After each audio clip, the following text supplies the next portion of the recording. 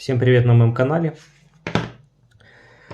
У меня возник спор с одним человеком по поводу клинков, стали и всего такого. Я решил ему наглядно это показать, то, что много раз витало на, так сказать, видео и везде, где только можно было. Значит, это клинки Charge Wave, это S30V, ну а это простой, как он называется, 420 HS. В чем разница? Возьму их предварительно, поправлю. Раз.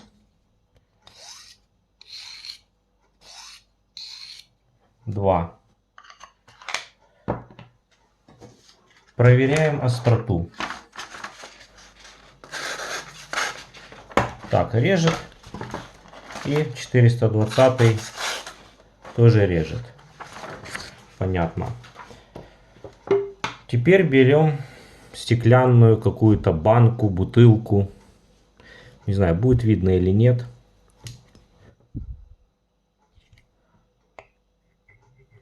Пытаюсь кончиком порезать или оставить царапину. Оно по нему, это 420, оно по нему как корова по льду скользит. Ничего и не делает. Теперь беру S30V. Оно даже по звуку будет слышно, не знаю. Тут, конечно, не будет огромные царапины. Слышите? Или кончиком.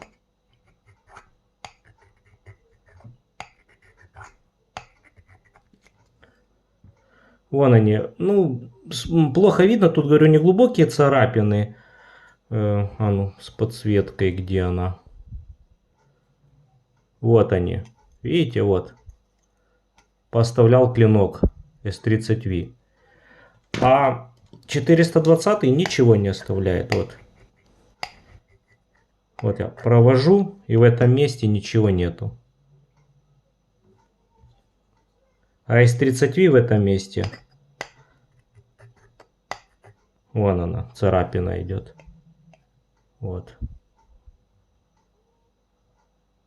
Видно, не видно, вот она.